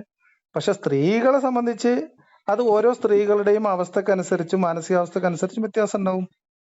ആയിക്കോട്ടെ, ഇപ്പൊ ഞാൻ ആ അന്ന് അവരങ്ങനെ ഇപ്പൊ നോക്കൂ, എന്നെ സംബന്ധിച്ച് മാര്യത്തിൽ കിബിത്തിയയിലുള്ള പ്രശ്നം നിങ്ങൾ കാണുന്നതല്ല. ഏത് ഭാര്യനെ പറഞ്ഞയച്ചു, ഭാര്യയുടെ വിരിപ്പിൽ കൂടി, അത് ഭയങ്കര പ്രശ്നം. അതല്ല എന്നെ സംബന്ധിച്ച് അതിനകത്തെ പ്രശ്നം. എന്നെ സംബന്ധിച്ച് അതിനേക്കാൾ വലിയ പ്രശ്നമായിട്ട് ഞാൻ വിശ്വാസികളുടെ മുമ്പിൽ വെക്കുന്ന ഒരു സാധനം, ദൈവിക മാർഗത്തിലേക്ക് ക്ഷണിച്ചു കൊണ്ടെഴുതിയ കത്തിന് മറുപടി ആയിട്ടാണ് ഇങ്ങനെ ഒരു സമ്മാനം മുഹമ്മദിലേക്ക് വന്നു കിട്ടുന്നത്. മനസ്സിലായി. അപ്പൊ ഒരു അടിമയായിട്ട് കിട്ടിയ പ്രത്യയശാസ്ത്രത്തിന് പകരമായിട്ട് പറയൂ നീ പറയൂ. ആ ഒരു മുൻവിധി തൽക്കാലം ഒന്ന് മാറ്റി വെക്കാമെങ്കിൽ നമുക്ക് കുറച്ചുകൂടെ ഫ്രീ ഇല്ല, ആയിട്ട് അത് നിങ്ങൾ എന്നെ കുറിച്ച് ഒരു തെറ്റായ ആരോപണം പറഞ്ഞതാണ്. അപ്പൊ ആയിക്കോട്ടെ, എന്നാ ഞാൻ പിൻവലിച്ചേക്കുന്നു. ഓക്കെ. അതിന് കൂടെ ഞാൻ ഒരു കാര്യം പറയാം. അതായത് എന്റെ ആ തോന്നലിന്റെ കാരണം പറയാം. എന്നെ സംബന്ധിച്ച് ഞാൻ മതവിമർശനം നടത്തുന്നത്, ഞാൻ കമ്പാരിറ്റീവ് റിലീജിയനിൽ സ്റ്റഡി നടത്തുന്ന ആളല്ല. എനിക്കത് മനസ്സിലായിട്ടുണ്ട്. ഞാനൊന്ന് പോയിന്റ് കംപ്ലീറ്റ് ചെയ്തോട്ടെ. മുഹമ്മദിനെ മോശമാക്കിയിട്ട് യേശു ക്രിസ്തുവിനെ മഹത്വവൽക്കരിക്കൽ എന്റെ പണിയല്ല. മുഹമ്മദ് ആണോ യേശു ആണോ മഹാൻ എന്ന മാർക്കിടലും എന്റെ പണിയല്ല. അപ്പോ സ്വാഭാവികമായിട്ടും അത്തരം ഉദ്ദേശത്തിൽ വരുന്ന ആളുകളോട് തീർച്ചയായിട്ടും ഞാൻ ഇസ്ലാമിക പക്ഷത്തു നിന്ന് സംസാരിക്കുന്ന പോലെ തന്നെ സംസാരിക്കും. അത് ഒരു തർക്കശാസ്ത്രത്തിന്റെ എന്റെ തർക്ക രീതിയുടെ എന്റെ സംസാര രീതിയുടെ ഒരു ശൈലിയാണ്. അത് ഈ മതത്തിന്റെ കാര്യത്തിൽ മാത്രമല്ല, നമ്മൾ ഈ തർക്കിക്കുന്ന സ്വഭാവമുള്ള ആൾക്കാർക്കൊക്കെ അതറിയാം. നമ്മൾ ഡിഫൻസ് എതിരാളി ഇല്ലാത്ത ഗോൾ പോസ്റ്റ് ഉണ്ടാവാൻ പാടില്ലല്ലോ. മനസ്സിലായോ? അതായത് നിങ്ങൾ നിങ്ങളുടെ പോയിന്റ് എസ്റ്റാബ്ലിഷ് ചെയ്യാൻ ശ്രമിക്കുന്ന സമയത്ത് ഇസ്ലാമിനെ ചാരി ക്രിസ്ത്യാനിറ്റീനെ വെളുപ്പിക്കാൻ ആരെങ്കിലും വരുമ്പോ, നിങ്ങൾ എന്നല്ല ആരെങ്കിലും വരുമ്പോ, അവിടെ ഞാൻ ഇസ്ലാം മത വിമർശകനാണ്, മറ്റേയാൾ ഇസ്ലാം മതത്തെ മോശമാക്കിയിട്ട് ക്രിസ്ത്യാനിറ്റി നന്നാക്കാൻ വരുന്ന ആളാണെങ്കിൽ അത് ഒരേ ടീം മാത്രം കളിക്കുന്ന ഒരു ഫുട്ബോൾ ഗ്രൗണ്ട് പോലെ ആയിപ്പോലെ. പക്ഷേ അതിനകത്ത് എന്താ ആൾക്കാർ അങ്ങനെ വരുന്ന കാര്യം എന്തെന്ന് ഒരു കാര്യം ലിയാഖത്ത് മനസ്സിലാക്കിയിട്ടുണ്ട്. എന്തുകൊണ്ടാണ്? ഒന്നുമില്ല. അതിപ്പോ നമ്മൾ ക്രിസ്ത്യാനിറ്റിനെ വിമർശിക്കുന്നവരടുത്ത് മുസ്ലിങ്ങൾ വരും. മുസ്ലിങ്ങൾ പറഞ്ഞു തരാന്നേ. അതായത് സംഘപരിവാർ വിമർശനം ഉള്ളിടത്ത് നിങ്ങൾ പോയിക്കോ, അവിടെ സപ്പോർട്ടുമായിട്ട് ഇസ്ലാമിക് ഈ പറയപ്പെടുന്ന ആളുകളുടെ നീണ്ട നിര നമുക്ക് കാണാൻ പറ്റും. അത് തന്നെയാണ് ഇവിടെ സംഭവം. എന്താ ഒരു മിനിറ്റ് പറഞ്ഞോട്ടെ. ശ്രദ്ധിക്കുന്നില്ലേ? അല്ല, എന്റെ ഒരു പോയിന്റ് നിങ്ങൾ മുൻവിധി പറഞ്ഞുകൊണ്ട് ആ ആ ഒരു സാധനം മുൻകൂറായിട്ടാണ് പറയാൻ അത് ഉണ്ടാവും. അങ്ങനെ എനിക്ക് തോന്നിയാൽ അത് ഉണ്ടാവും, ആ സ്വാഭാവികമായിട്ടും ഉണ്ടാവും. പക്ഷെ ഓക്കെ, നിങ്ങൾ പറഞ്ഞോളൂ. ഞാന് നിങ്ങളുടെ വീഡിയോകളിലൊക്കെ തന്നെ ഉം, ഞാനും ശ്രദ്ധിക്കുന്നത് നിങ്ങൾ ഉം, ഇസ്ലാമിനെ ഏകപക്ഷീയമായിട്ടാണ് വിമർശിക്കാറ്, ഉം, അല്ലേ? ഉം. അതുകൊണ്ടാണ് ഈ ജനത്തിനെ ഉണ്ടല്ലോ ഈ ചില ഏകപക്ഷീയമായിട്ട് ക്രിസ്ത്യാനികളോട്, വിമർശിക്കാൻ എനിക്ക് മനസ്സിലായില്ല. അതായത് ഇസ്ലാമിനെ മാത്രമേ വിമർശിച്ച് കാണുന്നുള്ളൂ ഞാൻ, അതുകൊണ്ടാണ്. ഞാൻ ഇസ്ലാമിനെ വിമർശിക്കുക എന്നുള്ളത് എന്റെ ഒരു സ്പെഷ്യലൈസേഷൻ ആണ്. അതുകൊണ്ടാണ് ഈ ജനങ്ങളുണ്ടല്ലോ ഈ ഉം. ഇസ്ലാമിനോട് വെറുപ്പുള്ളവരെല്ലാം കൂടെ ചില ക്രിസ്ത്യാനി പറഞ്ഞു മനസ്സിലായി, ഇസ്ലാമിനോട് മനസ്സിലായി. വെറുപ്പുള്ളവരെ ഉം. അവർക്ക് ഇതൊരു തരവാ, ഇവന്റെ കൂടെ കൂടി നമുക്ക് അങ്ങനെ അവരെ നശിപ്പിച്ച് വരുന്നവരെയാണ് കളയാം. നമ്മൾ നേരത്തെ പറഞ്ഞ പോലെ നിങ്ങൾക്ക് മുൻവിധി പോലെ തോന്നുന്നത്. ഞാൻ അവരെ അങ്ങനെ അല്ലെന്ന് ഒഴിച്ചുവിടാനുള്ള ഒരു ആദ്യം, മെക്കാനിസം വർക്ക് ചെയ്യുന്നുണ്ട്. ഞാൻ അങ്ങനെ അല്ലെന്ന് ഞാനങ്ങ് മനസ്സിലായി, പറയുവാണ്, നിങ്ങൾ മനസ്സിലായി. അത് വിശ്വസിച്ചാലും കുഴപ്പമില്ല. ഇല്ലെങ്കിലും. It's okay. അതുകൊണ്ട് ആ മുൻവിധി എന്നോട് എടുക്കരുതേ എന്ന് യാചിച്ചത്. അല്ല, അത് ഓക്കെ. മുൻവിധിയല്ല. നമ്മൾ ഒരാളുടെ സംസാരം മുന്നോട്ട് പോകുമ്പോൾ നമ്മൾ റിയലൈസ് ചെയ്യുന്നതിന്റെ റിയാക്ഷൻ ആയിരിക്കും. ആ അത്ര മുൻവിധി ഒന്നുമില്ല ആരോടും. അവിടെ ആയിക്കോട്ടെ. ഇപ്പൊ നിങ്ങൾ എന്നെ വിളിച്ചപ്പോൾ നിങ്ങൾ എന്നോട് പേര് പറഞ്ഞു എന്നതല്ലാതെ ഞാൻ ഉം, നിങ്ങളോട് പേര് ചോദിക്കുകയോ ഏത് വിഭാഗമാണ് അങ്ങനെ ചോദിക്കാറില്ല. നിങ്ങൾ എന്റെ ഫോൺ സംഭാഷണം നോക്കിയാൽ അറിയാം. ഉം. നിങ്ങൾ ഒരാൾ എന്നെ വിളിക്കുന്നു, എനിക്കറിയാം ഒരു മനുഷ്യനാണ് വിളിക്കുന്നത്, മലയാളിയാണ് ഓക്കെ. വിളിക്കുന്നത്. That's it. അത്രേ ഉള്ളൂ. എന്നെ സംബന്ധിച്ച് അത്രേ ഉള്ളൂ. ആയിക്കോട്ടെ. ഇനി ഞാൻ പറയാൻ വരുന്നത്, I'm not going to compare Muhammad with Jesus. അത് തെറ്റിദ്ധരിക്കരുത്. നമ്മൾ മുഹമ്മദിനെ പറഞ്ഞു കഴിഞ്ഞു, അദ്ദേഹത്തിന്റെ കാര്യങ്ങളെല്ലാം പറഞ്ഞു കഴിഞ്ഞു. ഞാൻ ഒറ്റ ജനറൽ ആയിട്ടൊരു ചോദ്യം ചോദിക്കുകയാണ്.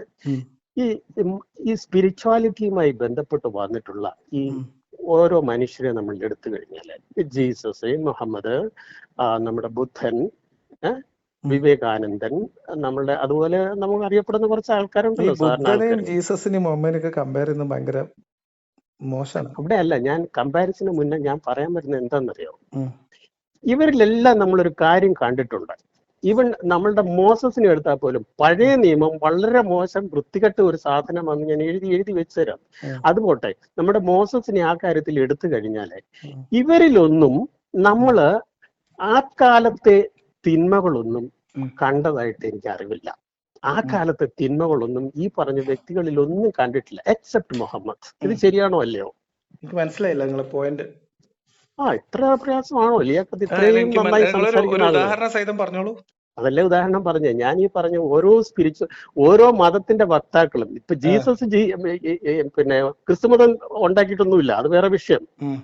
ജീസസ് ക്രിസ്മതം ഉണ്ടാക്കിയിട്ടൊന്നുമില്ല, അദ്ദേഹം അതിനൊരു കാരണമായെന്നേ ഉള്ളൂ. അതിനുശേഷമുള്ള ഒരാളാണല്ലോ ക്രിസ്മതം ഉണ്ടാക്കുന്നത്. അതുപോട്ടെ, ഇപ്പൊ ജീസസിന്റെയും ബുദ്ധന്റെയും കാര്യം പറഞ്ഞു, ഞാൻ ഇത് ഒന്നും കൂടി റിപ്പീറ്റ് ചെയ്യുന്നില്ല. ഈ പറഞ്ഞ പേരുകളെല്ലാം മതത്തിന്റെ സ്പിരിച്വാലിറ്റിയുടെ പേരിൽ വന്നിട്ടുള്ള ആൾക്കാർ എല്ലാവരും തന്നെ റിഫോമേഴ്സ് ആയിരുന്നു. എന്നാൽ അന്നത്തെ കാലത്ത് നിലനിന്നിരുന്ന ആ ഐഡിയോളജിക്ക് കുറച്ചെങ്കിലും ഒക്കെ എതിര് നിന്ന് ഇതല്ല ശരി, നമ്മൾ ഇങ്ങനെയല്ല പോകേണ്ടത്, നമ്മൾ ഇതിൽ നിന്ന് വ്യത്യസ്തമായി മാനവികത കണ്ടെത്തണം എന്ന് പറഞ്ഞ വ്യക്തികളായിരുന്നു എന്ന് തോന്നുന്നു, എക്സെപ്റ്റ് മുഹമ്മദ്. ഇത് ശരിയാണോ അല്ലയോ? എനിക്ക് അങ്ങനെ തോന്നിയിട്ടില്ല.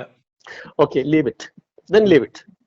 ഇനി ഞാൻ പറഞ്ഞുതരാം അത് എന്തുകൊണ്ടാന്ന് വെച്ചാല്, ഇപ്പൊ ഇസ്ലാമിക് പക്ഷത്ത് നിൽക്കുന്ന ഒരാളെ സംബന്ധിച്ച്, അല്ലെങ്കിൽ ഇസ്ലാമിനെ ഒരു മതമായി അംഗീകരിക്കുന്ന ഒരാളെ സംബന്ധിച്ച്, മുഹമ്മദും നിങ്ങൾ ഈ പറഞ്ഞ റിഫോർമേഷൻ ആണ് അവിടെ നടത്തിയത് എന്ന് നമുക്ക് സ്ഥാപിക്കാൻ പറ്റും മതം വെച്ചിട്ട്.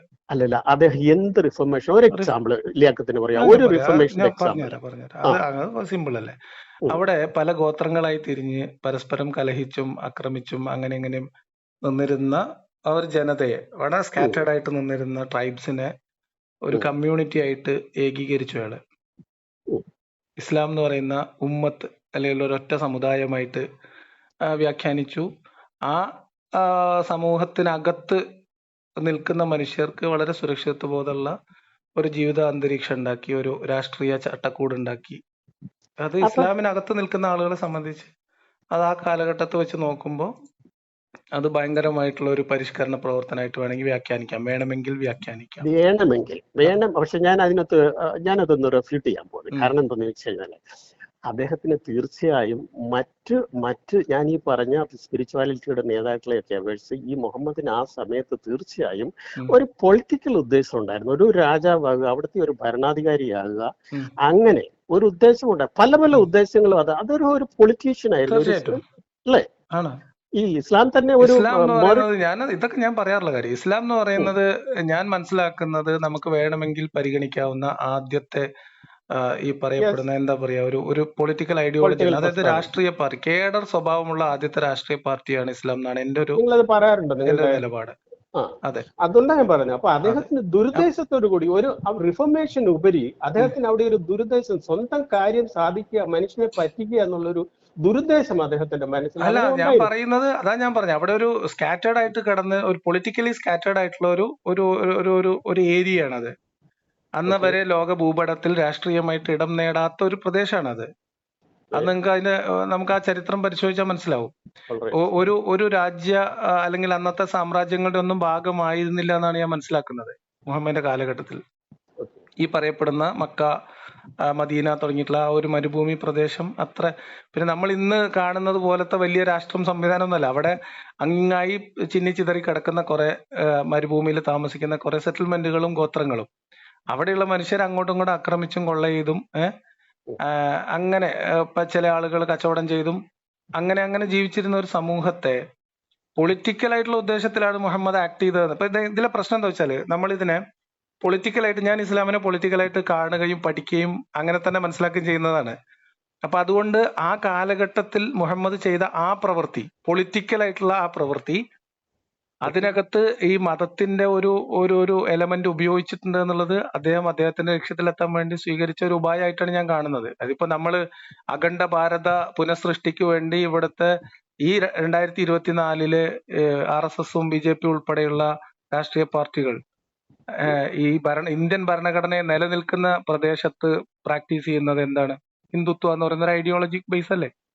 അത് തീർച്ചയായും റിഫർമേഷൻ തെറ്റാന്നുള്ളതല്ലേ നമ്മൾ പറയുന്നുള്ളൂ. അതാ ഞാൻ പറഞ്ഞ ആ രീതിയിൽ. അപ്പൊ ഇതിന്റെ പ്രശ്നം എന്താ വെച്ചാൽ നമ്മളെ സംബന്ധിച്ച് ഇതൊക്കെ തെറ്റാണ്, നമുക്കിത് മനസ്സിലാവും.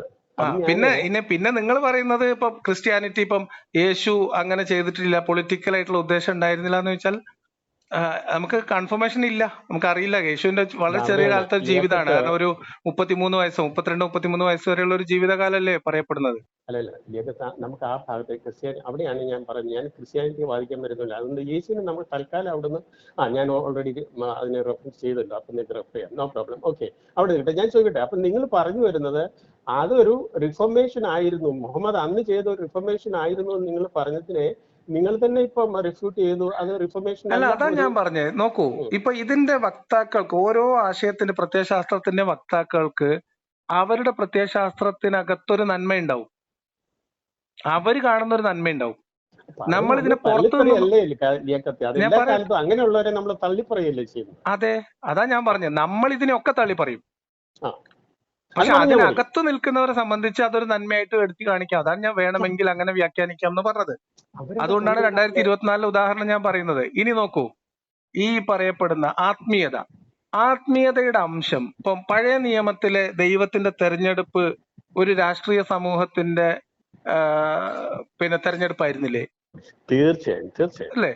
അപ്പൊ ഞാൻ പറഞ്ഞത് ഈ ആത്മീയത എന്ന് പറഞ്ഞാൽ സെമിറ്റിക് റിലീജിയൻസിനെയും ഇന്ത്യൻ ഫിലോസഫി പോലെയുള്ള സാധനങ്ങളെയും നമുക്ക് താരതമ്യം ചെയ്യാൻ പോലും പറ്റില്ല. ഇന്ത്യൻ ഫിലോസഫി വേറെ തന്നെ ഒരു സാധനമാണ്. ഇപ്പൊ ബുദ്ധന്റെ കഥയൊക്കെ നമ്മൾ വായിക്കുന്നതും അത് ക്രിസ്ത്യാനിറ്റി ആയിട്ടും ഹിന്ദുയിസായിട്ടും ഇസ്ലാമുമായിട്ടും ജൂതായിസായിട്ടും ഒന്നും കമ്പയർ ചെയ്യാൻ പറ്റാത്ത വേറൊരു ആത്മീയ തലാണ്.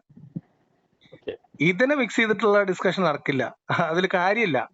കാരണം അവിടെ നിന്ന് ഇതിനൊക്കെ ഭൂപ്രദേശം, കാലഘട്ടം, പ്രത്യേകിച്ച് ഭൂപ്രകൃതിയും കാലാവസ്ഥയും ഭക്ഷണ രീതിയും വരെ ഇത്തരം ആളുകളുടെ രീതികളിൽ ഉണ്ടാവാം എന്നാണ് ഞാൻ മനസ്സിലാക്കുന്നത്.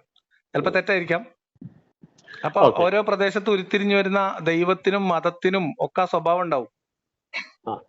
ഞാൻ ഇനി ആ പോയിന്റിൽ അധികം പരത്തുന്നില്ല. പക്ഷെ നമ്മൾ ഇത് ഇവിടേക്ക് വന്നു കഴിഞ്ഞാൽ നമ്മൾ ഒരു കാര്യം ഇടയ്ക്ക് വിട്ടുപോയി.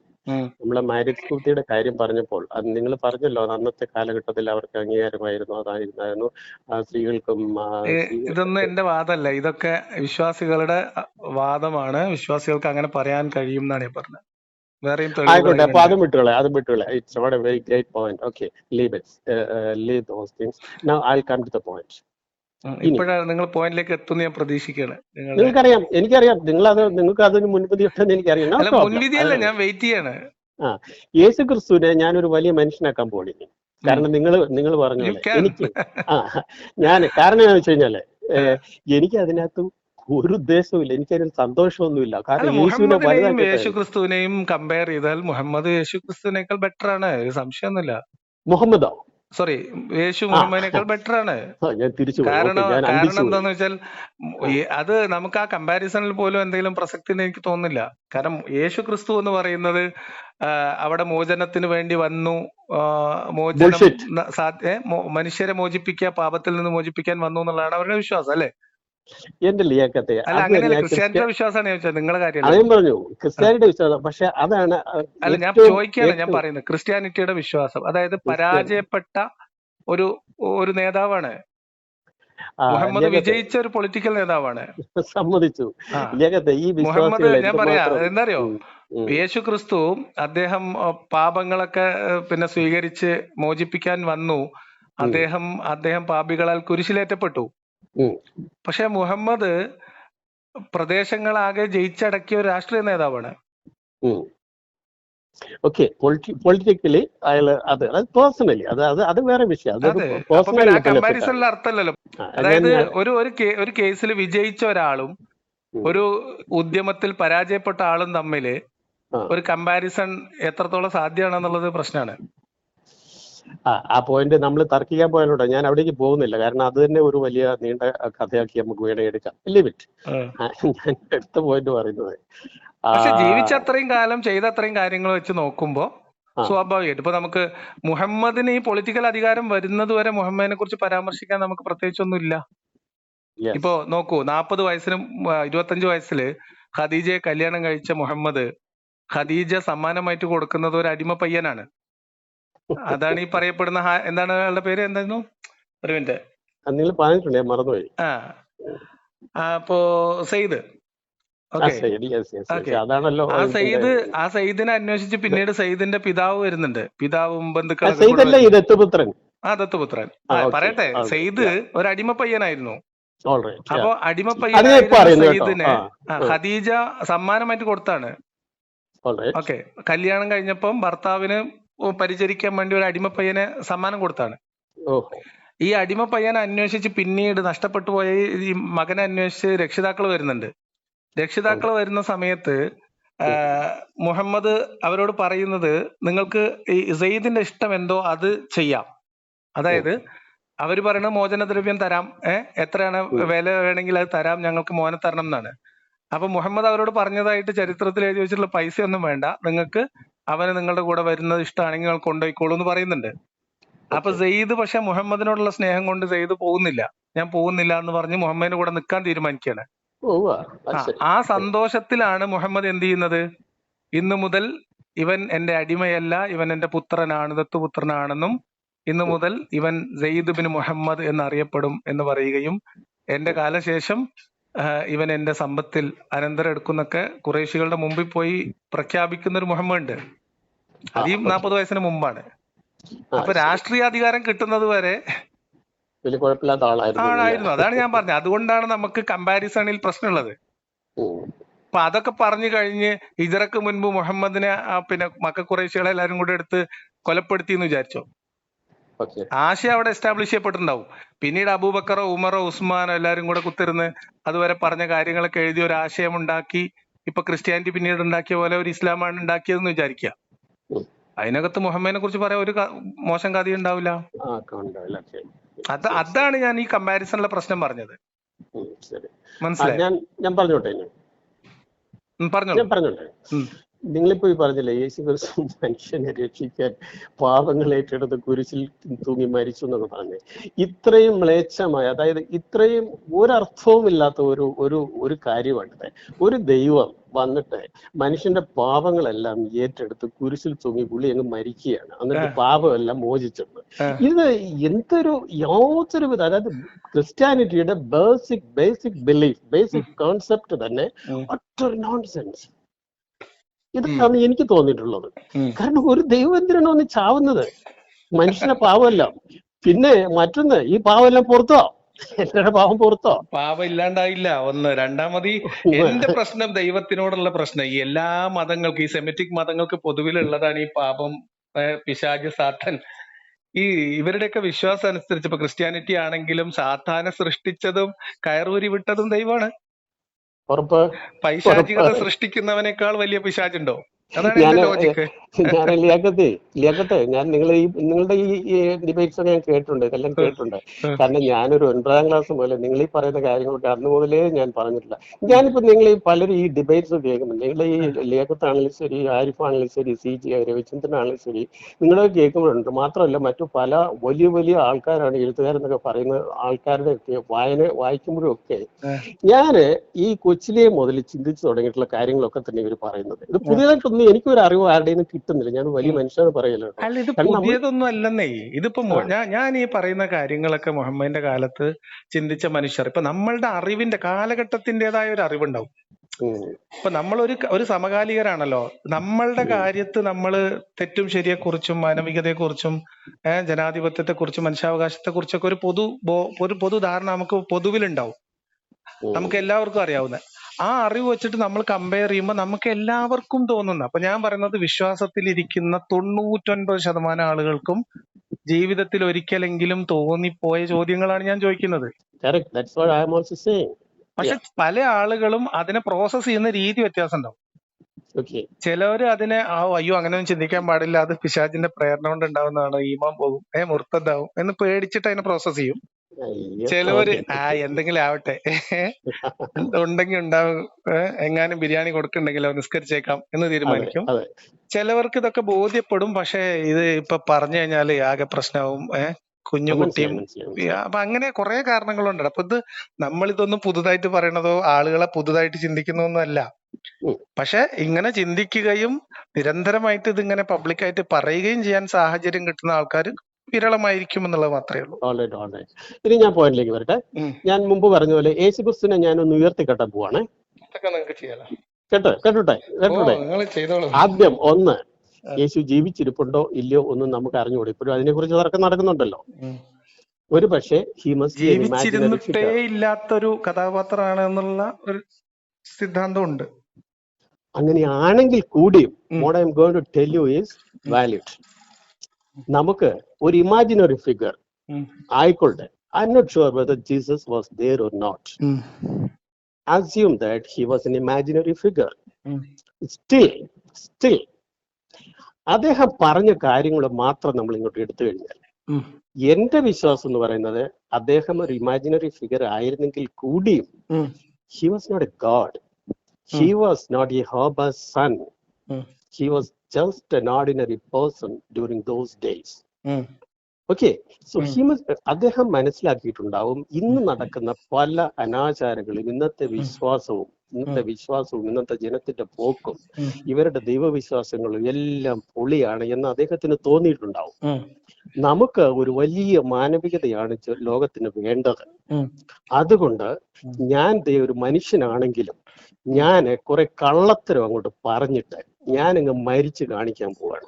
അതിലെ ആദ്യത്തെ കള്ളത്തരമാണ് ഞാൻ ഇസ്രായേലുകാർക്ക് വേണ്ടി വന്ന ദൈവമാണ് എന്നുള്ളത്.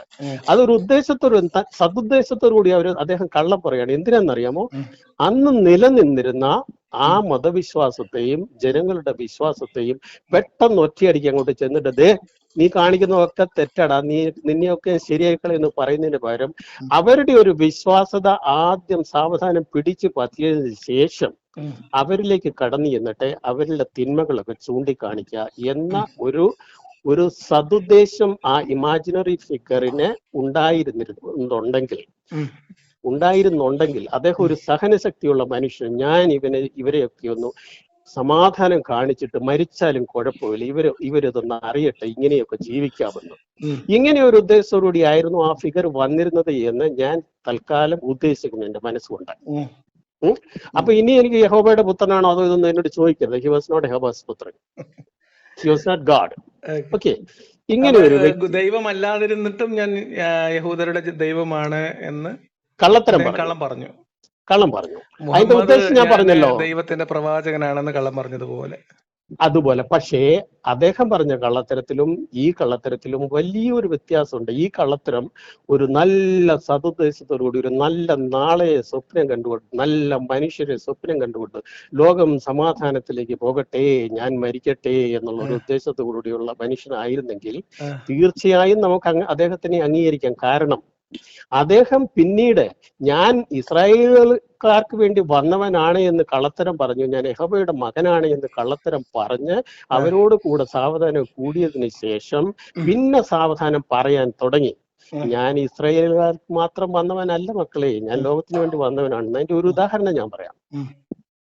ഒന്ന്, അദ്ദേഹം പറഞ്ഞല്ലോ, ഇനിയിപ്പോ അദ്ദേഹത്തിന്റെ പിന്നെ പ്രീച്ചിങ്സിനെ കുറിച്ച് ഞാൻ പറയുന്നില്ല. അത് ഞാൻ പലപ്പോഴും അദ്ദേഹത്തിന് ദൈവം അല്ല എന്നുകൊണ്ട് മാറ്റി വെച്ച് സാധാരണ മനുഷ്യനാണെന്നുകൊണ്ട് മാറ്റി വെച്ച് കഴിഞ്ഞാൽ അദ്ദേഹത്തിന്റെ പ്രീച്ചിങ്സ് ഒക്കെ ഇന്ന് ഈ 2025 മാനവികതയ്ക്ക് അനുസൃതമായ അതിൽ നിന്ന് ഒരു കടുകുമണി പോലും അദ്ദേഹം പിന്നോട്ട് പോകാത്ത അദ്ദേഹത്തിന്റെ തത്വചിന്തകളെ നമുക്ക് ഈ ഇന്നത്തെ മാനവികതയ്ക്ക് അനുസൃതമാണ് എന്ന് പറയുന്നതിൽ എനിക്ക് തെല്ലും മടിയില്ല. നിങ്ങൾക്ക് വിരോധമുണ്ടെങ്കിൽ കുറച്ച് കഴിഞ്ഞ് പറയാം, ഇപ്പൊ പറയരുത്. പറഞ്ഞോളൂ. അപ്പം അദ്ദേഹം പറഞ്ഞു ഓർമ്മയുണ്ട്, ഞാൻ ഇസ്രായേലുകൾക്ക് വന്നതാണ്. അദ്ദേഹം യഹോവ പണ്ടത്തെ മോസസിന്റെ കാര്യം പോലൊക്കെയാണ് പറഞ്ഞു തുടങ്ങിയത്. അതായത് വെറും ഒരു ഗോത്രത്തിന്റെ അല്ലെങ്കിൽ ഒരു പ്രത്യേക വിഭാഗത്തിന്റെ ദൈവമാണ്. അവിടെ തന്നെ അത് പൊളിയാണ്. അങ്ങനെ ഒരു ദൈവത്തിന് വരാൻ പാടില്ല. ഒരു പ്രത്യേക വിഭാഗത്തിന്റെ ദൈവമാണെന്ന് പറഞ്ഞാണല്ലോ നമ്മുടെ പുതിയ നിയമത്തിലെ പിന്നെ യഹോബേനെയൊക്കെ ഇസ്രായേലിന്റെ ദൈവമായിട്ടാണല്ലോ അവതരിപ്പിക്കുന്നത്. അങ്ങനെ ഒരു ദൈവത്തിന് വരാൻ പാടില്ല. അവിടെ തന്നെ അത് പൊളിഞ്ഞു, ആ മതം പൊളിഞ്ഞു. അപ്പൊ ഇദ്ദേഹം വന്നത് കള്ളം പറഞ്ഞുകൊണ്ട് വരികയാണ്. എന്നിട്ട് ഇദ്ദേഹം പറയുന്നു, ആരാണ് നല്ല അയൽക്കാരെന്ന് ചോദിക്കുമ്പോഴത്തേനും അദ്ദേഹം എക്സാമ്പിൾ പറഞ്ഞു കൊടുക്കുന്നത് സമരിറ്റൻ മനുഷ്യന്റെയാണ്. അതായത് അന്നത്തെ ഇസ്രായേലിലെ ഇവര് പറയുന്ന എന്താ പറയുന്ന അന്യമതസ്ഥർ, എന്താ അതിനൊരു പേരുണ്ടല്ലോ, അവനെയാണ് എക്സാമ്പിൾ കാണിച്ചു കൊടുക്കുന്നത്. എടാ ഇസ്രായേലുകാരെ, ഞാൻ നിങ്ങൾക്ക് വേണ്ടി വന്നു, പക്ഷെ നോക്കടാ, അന്ന് അവിടെ ആക്രമിക്കപ്പെട്ട് കിടന്ന മനുഷ്യനെ നിന്റെ ഇസ്രായേൽ മതത്തിൽപ്പെട്ട നിന്റെ പുരോഹിതന്മാരോ നിന്റെ നല്ല മനുഷ്യരോ ആരും നിന്നെ തിരിഞ്ഞു നോക്കിയില്ല. നിന്റെ അന്യമതത്തിൽപ്പെട്ട സമരിറ്റൻ ആയിട്ടുള്ള ഒരു വ്യക്തിയാണ് അത് തിരിഞ്ഞു നോക്കിയത്. അവനെ കണ്ട് പഠിക്കുക, അവനാണ് അയൽപക്കാരൻ യേശു പറഞ്ഞു. അപ്പോ അദ്ദേഹം അവിടെ ഒരു ഇസ്രായേലിന്റെ വക്താവായിട്ടല്ല അവിടെ വരുന്നത്. അന്നത്തെ ഒരു നീതിബോധം, അന്നത്തെ വൃത്തികെട്ട ഒരു നീതിബോധത്തിന് എതിരായിട്ട് പ്രവർത്തിച്ച ഒരു വ്യക്തി, അതായത് ഒരു റിഫോർമേറ്റീവ് ആയിട്ടുള്ള ഒരു വ്യക്തിയായിട്ടാണ് സമരിയക്കാരനെ അദ്ദേഹം ചിത്രീകരിക്കുന്നത്. So that's why he is also saying that he was a reformist, Jesus. ഇനി അടുത്തത് മറ്റൊരു കാര്യം ഇവിടെ പറയുന്നുണ്ട്. ഇസ്രായേലുകാർക്ക് വന്നതാണെന്നുണ്ടെങ്കിൽ കനാന്യർ എന്ന് പറയുന്ന ഒരു വശത്തിൽ ഒരു സ്ത്രീ വന്ന് യേശുവിനോട് ചോദിക്കുന്നുണ്ടല്ലോ, എനിക്ക് സഹായിക്കണം, എന്റെ കുട്ടിക്ക് വയ്യ, നിങ്ങളെ ഒന്ന് പ്രാർത്ഥിക്കോ സഹായിക്കോ, എന്റെ വീട്ടിലേക്ക് വരണം എന്ന് പറയുന്നത്. എന്താ പറയുന്നത്? ഞാൻ ഇസ്രായേലിന് വേണ്ടി വന്നതാണ്, എന്റെ ജനം ഇസ്രായേലാണ്. ഒരപ്പൻ മകന് കൊടുക്കേണ്ട റൊട്ടി പട്ടിക്ക് കൊടുക്കാറില്ല എന്ന് പറയുന്നു. അത് കേട്ടാൽ ശുദ്ധ വർഗീയവാദിയാണ് അദ്ദേഹം, അല്ലേ? ശുദ്ധ വർഗീയവാദിയാണ്. ഒന്നും പറയാനില്ല, എനിക്ക് ആകെ അവസാനം ഒരു ചോദ്യമുള്ളൂ, ചോദിച്ചോളൂ. അത് കേട്ടാല് ശുദ്ധ വികൃതിയാണ്, ശുദ്ധ ഇസ്രായേലിന്റെ വർഗീയവാദി. അവിടെ വെച്ചാണ് പലപ്പോഴും ഈ രവിചന്ദ്രനൊക്കെ പറയുമ്പോഴത്തേന് അവിടെ വെച്ച് അവർ അവസാനിപ്പിക്കുന്നുണ്ട് യേശുവിനെ. യേശു പിന്നെ വർഗീയവാദിയായിരുന്നു എന്ന് പറഞ്ഞിട്ട്. പക്ഷെ അതിന് ആ കഥ കൾമിനേറ്റ് ചെയ്യുന്ന എങ്ങനെയാന്ന് ലേഖത്തിന് അറിയാമല്ലോ, ഞാൻ പറയണോ? കാരണം ടൈം ആ കഥ കൾമിനേറ്റ് ചെയ്യുന്നത് ആ സ്ത്രീ പറയുന്നു, യേശുവെ, യജമാനന്റെ മേശപ്പുറത്ത് നിന്ന് താഴെ വീഴുന്ന ഉച്ഛിഷ്ടം പട്ടികളും ഭക്ഷിക്കാറുണ്ടല്ലോ എന്ന്. അപ്പൊ അവിടെ യേശുവിനൊരു ബോധം ഉദിക്കുകയാണ്. യേശുവിന് ബോധം ഉദിച്ചില്ല, യേശു അവരെ കൊണ്ട് അത് പറയിപ്പിച്ചതാണെന്നാണ് ഞാൻ വിശ്വസിക്കുന്നത്. കാരണം അവർ മനഃപൂർവ്വം അത് പറയിച്ചതാണ്. കാരണം അത് പറഞ്ഞു കഴിഞ്ഞപ്പോൾ യേശു അവരോട് എന്താ പറയുന്നത്? സ്ത്രീ, നിന്റെ വിശ്വാസം ഞാൻ കാണുന്നു, സമാധാനമായി പോകും, നിന്റെ കുട്ടി സുഖം പ്രാപിക്കട്ടെ എന്ന്.